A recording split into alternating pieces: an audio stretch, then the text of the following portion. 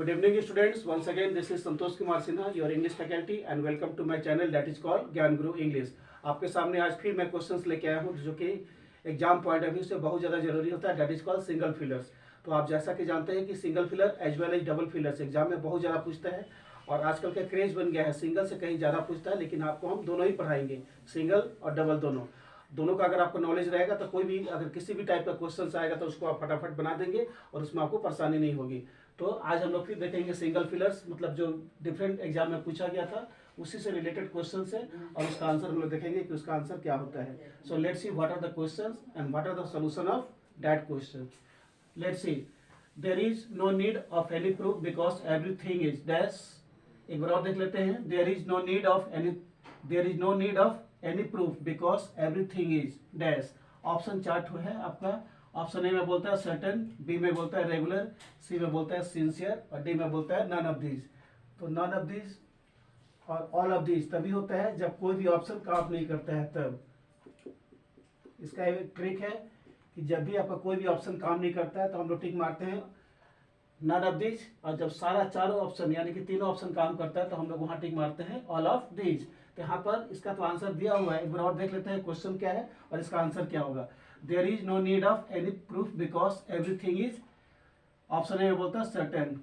इसका हिंदी हो गया कि कोई भी चीज मतलब प्रूफ की जरूरत नहीं है क्योंकि हर चीज एकदम निश्चित है, मतलब निश्चित होना ही है। और बी में बोलता है रेगुलर जो कि इनअप्रोप्रिएट है, सी में बोलता है सिंसियर ये भी इनअप्रोप्रिएट है और नन ऑफ दिस तो होगा ही नहीं। नन ऑफ दिस तभी होता है जब ए बी सी तीनों ऑप्शन काम नहीं करता है तब होता है, और ऑल ऑफ दिस तभी होता है जब आपका ए बी सी तीनों ऑप्शन काम करता है। तो यहाँ पर तो ऑप्शन आपका दिया हुआ है, एक बार और देखते हैं। There is no need of any proof because everything is certain, यानी कि प्रूफ का कोई जरूरत नहीं है क्योंकि हर चीज एकदम निश्चित है, मतलब होने ही वाला है। So the correct answer of question number A is certain. Now let's see question number 2। Onions grow in dash so they are cheap nowadays. एक बार और देखते हैं, onions grow in dash so they are cheap nowadays. इसका meaning हो गया कि आज यहाँ पर चीप लगा हुआ है, सस्ता। तो इसका मीनिंग हो गया कि आजकल जो प्याज है ना, ओनियंस बहुत ज़्यादा प्रचुर मात्रा में उसका उत्पादन होता है, इसलिए आजकल वो लोग मार्केट में सस्ता हो गए हैं। तो यहाँ पर ऑप्शन ए में बोलता है लिमिटेड जो कि इनअप्रोप्रिएट है, B is the correct answer. Abundance means प्रचुर मात्रा में, इसको प्लेंटी भी बोल सकते हैं हम लोग ऐसे। Onions grow in plenty so they are cheap nowadays. और सी में बोलता है लिमिटलेस जो कि इनअप्रोप्रिएट है, और डी में भी बोलता है ह्यूज जो कि इनअप्रोप्रिएट है। So the correct answer of question number 2 is abundance means plenty. Now let's see question number 3. If you dash in advance you will get some concession on this item from the shopkeeper. इसका meaning होगा कि यदि आप advance में कुछ पे करते हैं तो आपको दुकानदार से कुछ कंसेशन मिल जाएगा। Once again let us read the question. If you dash in advance you will get some concession on this item from the shopkeeper. Let's see इसका आंसर क्या बोलते हैं। ऑप्शन ए में बोलता है सप्लाई। अगर हम बोलते हैं if you supply in advance तो ये इनअप्रोप्रिएट है। इसका करेक्ट आंसर हो गया बी, इफ यू पे इन एडवांस। यदि आप एडवांस पे करते हैं तो उसको दुकानदार की तरफ से आपको कुछ कंसेशन मिलेगा इस आइटम में। और सी में बोलता है मैनेज जो कि इनअप्रोप्रिएट है, और डी में भी बोलता है नन ऑफ दीज। तो नन ऑफ दीज और ऑल ऑफ दीज का मैं आपको ट्रिक बता दिया। नन ऑफ दीज तभी होता है जब ए बी सी तीनों काम नहीं करता है, और ऑल ऑफ दीज तभी होता है जब आपका ए बी सी तीनों ऑप्शन काम करता है। Now let's move to question number 4। Normally he is very dash in his behaviour, यानी कि पॉजिटिव में जा रहा है, but on that occasion he behaved aggressively means rudely, मतलब एकदम खूंखार हो गया था। इसका हिंदी हो रहा है कि नॉर्मली वो अपने बिहेवियर में बहुत ज़्यादा है पर उस ओकेजन पे वो एकदम खूंखार हो गया था। एक तरफ पॉजिटिव है और दूसरी तरफ नेगेटिव जा रहा है। तो हम लोग इसको ऑप्शन में देखते हैं क्या बोलते हैं। अगर हम बोलते हैं normally he is very rude तो यहाँ पर ये आपका ऑप्शन काम नहीं कर रहा है, मैच हो ही नहीं रहा है। बी में बोलता है normally he is very obedient, हालांकि वो बहुत आज्ञाकारी है। आज्ञाकारी बोल के यहाँ पर कोई मीनिंग नहीं बैठ रहा है।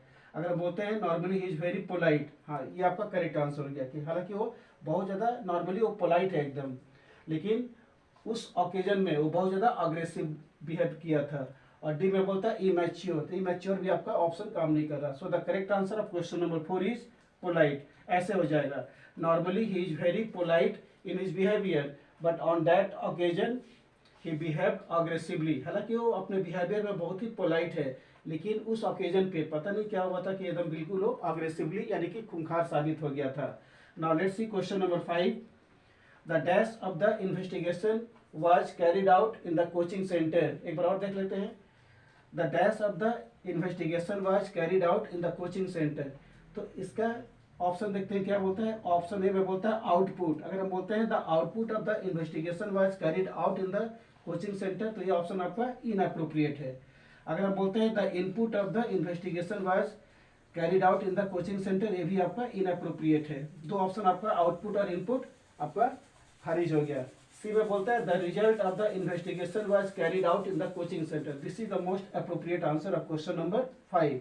और डी में बोलता है फीडबैक, तो ये भी आपका आंसर एकदम इनअप्रोप्रिएट है। तो ना फीडबैक होगा, ना इनपुट होगा, ना आउटपुट होगा। तो क्या हो जाएगा, the result of the investigation was carried out in the coaching centre. तो जो मोस्ट अप्रोप्रिएट आंसर है, फिल इन द ब्लैंक्स में होता क्या है कि जो मोस्ट अप्रोप्रिएट आंसर है, जो मोस्ट सुटेबल आंसर है, उसी को हम लोग फिलअप करते हैं। ये सारा आपका सिंगल फिलर चल रहा है। अगले दिन फिर हम आपको डबल फिलर्स करा दें। चलिए देखते हैं कि हम लोग सिंगल फिलर से और अगला क्वेश्चन क्या क्या आता है। तो चलिए देखते हैं कि हम लोग का अगला फिल इन द ब्लैंक से क्या क्या क्वेश्चन है और उसका आंसर क्या होगा। So let's see question number 6। The competitive exams are generally dash to जज the merits of the candidates. यहाँ पर सीधा मीनिंग हो गया कि कैंडिडेट्स का मेरिट्स को जज करने के लिए हर साल कॉम्पिटिटिव एग्जाम्स को लिया जाता है।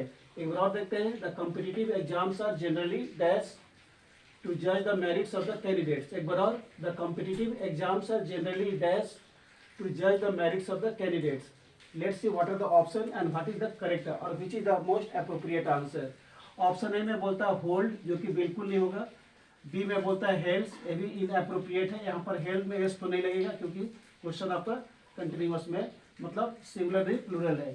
सी में बोलता है हेल्ड, हो गया। This is the most appropriate answer. ऐसे the competitive exams are generally held to जज the merits of the candidates. So the most appropriate answer of question number 6 is C, held हो जाएगा। और डी में बोलता है टेकन, ये भी इनअप्रोप्रिएट आंसर है, ये बिल्कुल नहीं होगा। So the correct answer of question number C is held. एक बार और पढ़ लेते हैं। The competitive exams are generally held to जज the merits of the candidates. Now let's see question number 7। देखते हैं कि क्वेश्चन नंबर 7 में हम लोग का क्या क्वेश्चन है, उसका आंसर क्या होगा। He was dash not to have done the work sincerely. एक बार और देखते हैं। He was dash not to have done the work sincerely. यहाँ पर निगेटिव में जा रहा है क्योंकि नॉट टू हैव बोल रहा है, तो उसको मान लिया गया था कि वो काम को सिंसियरली ढंग से नहीं किया था। सो let's see the correct answer. Option A में बोलता है नेम्ड, बिल्कुल इनअप्रोप्रिएट है। बी में बोलता है सपोजिंग, ये भी इनअप्रोप्रिएट है। अगर सपोज्ड हो जाता तो राइट होता है, जो कि सी पार्ट में है सपोज्ड। ऐसे ही was supposed not to have done the work sincerely, उसको मान लिया गया था कि वो काम को सिंसियरली नहीं किया था। और डी में बोलता है एज्यूम्ड, जो कि मोस्ट इनअप्रोप्रिएट आंसर है। तो आपका 3 आंसर गलत हो गया, एज्यूम्ड, सपोजिंग और named. So which is the most appropriate answer, supposed. ऐसे ही was supposed not to have done the work sincerely, जो मेरा करेक्ट आंसर है उसी को हम लोग टिक मारेंगे और जो इनअप्रोप्रिएट है उसको हम लोग अवॉइड करेंगे। Let's see question number 8। The minds of the people were are dash with the thought of the approaching conflict. एक बार और पढ़ते हैं। The minds of the people were are dash with the thought of the approaching conflict. Conflict का मतलब होता है मतभेद, भेदभाव। Let's see what are the option. Option A में बोलता है engrossed, this is the most appropriate answer. B में बोलता है नॉमिनेटेड, ये बिल्कुल इनअप्रोप्रिएट है क्योंकि नॉमिनेटेड यहाँ नामकरण से कोई मतलब नहीं है। ऑर्गेनाइज भी यहाँ पर इनअप्रोप्रिएट है, ये भी नहीं होगा। डी में बोलता है नन ऑफ दिस, तो ये भी नहीं होगा। नन ऑफ दिस तब होता है जब तीनों ऑप्शन काम नहीं करता है, ना ए, ना बी, ना सी, तब होगा नन ऑफ दिस। सो इसका तो करेक्ट आंसर दिया हुआ है engrossed. Now let's see question number 9। The doctor reach the cottage too late to find the patient dash. एक बार और पढ़ लेते हैं। The doctor reach the cottage too late to find the patient dash. तो क्या होगा, डॉक्टर खूब लेट से पहुंचा था उस कॉटेज में, उस घर में, और पेशेंट को देखते हुए। तो क्या हो जाएगा, ऑप्शन ए में बोलता है अलाइव, मतलब जीवित था। बी में बोलता है लाइफ, इनअप्रोप्रिएट है। सी में बोलता है डेथ, मोस्ट इनअप्रोप्रिएट है। और डी में बोलता है ऑल ऑफ दिस, तो ये बिल्कुल इनअप्रोप्रिएट है। ऑल ऑफ दिस तब होता है जब आपका ए, बी और सी तीनों ऑप्शन काम करता है, उस केस में होता है ऑल ऑफ दिस। और जब ना ए, बी, सी तीनों ऑप्शन काम नहीं करता, उस केस में क्या हो जाता है, none of this. So let's see question number 10। He was dash ruined by that unlucky business in the city। एक बार और पढ़ते हैं हम लोग ध्यान से और इसका आंसर देखेंगे क्या होता है। He was dash ruined by that unlucky business in the city, यानी कि वो बहुत बुरी तरह से मतलब सफ़र कर गया था।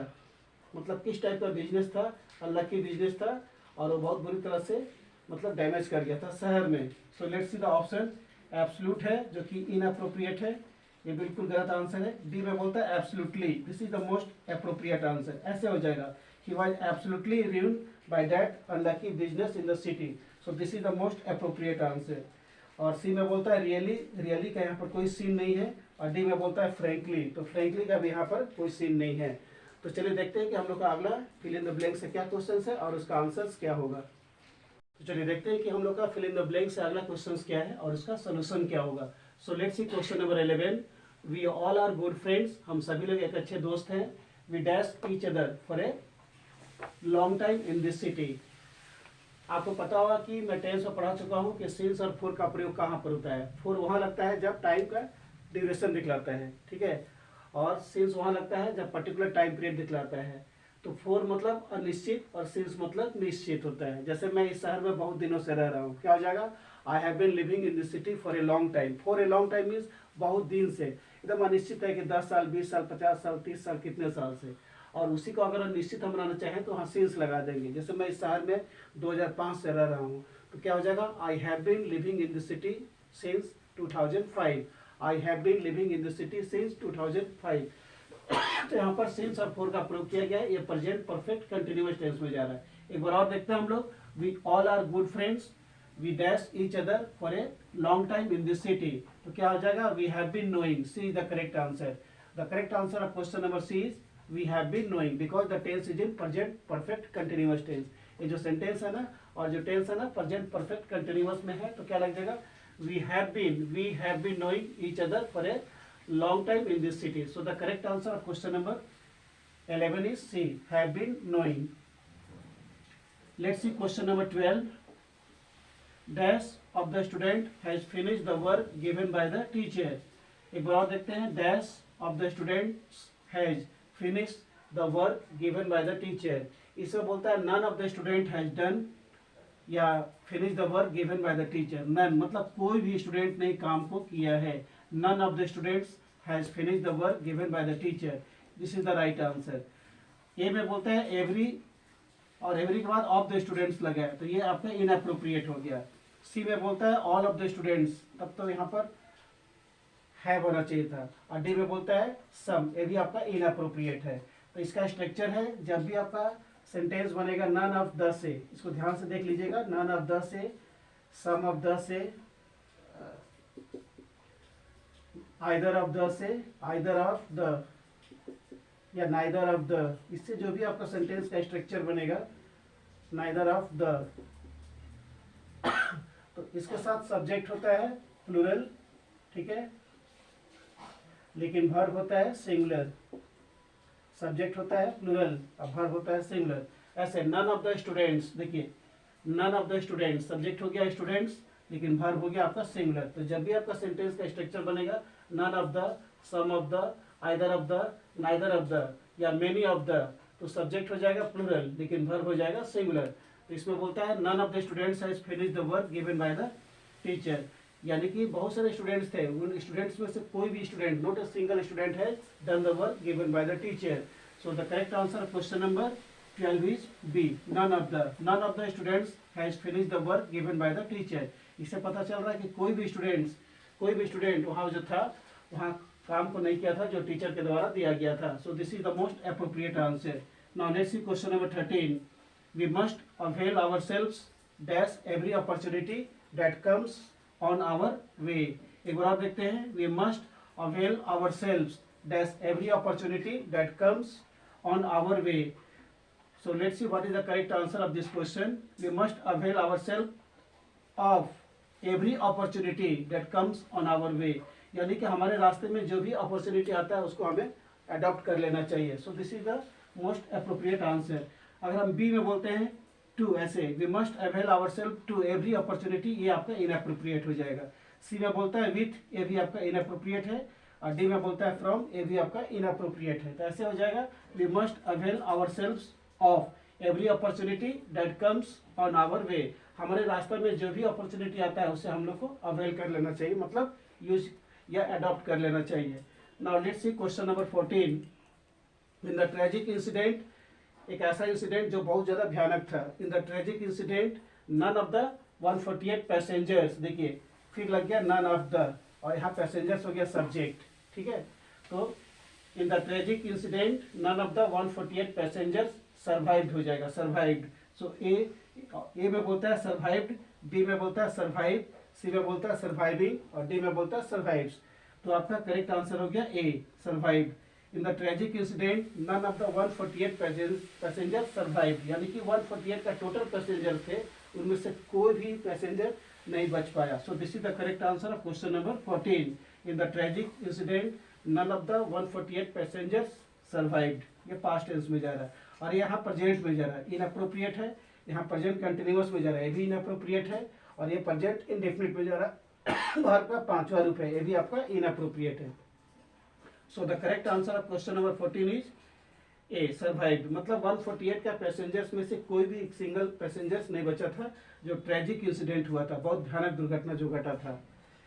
लास्ट में बोलता है 15 में, the nuclear scientist warn the people that a nuclear war can dash the whole world.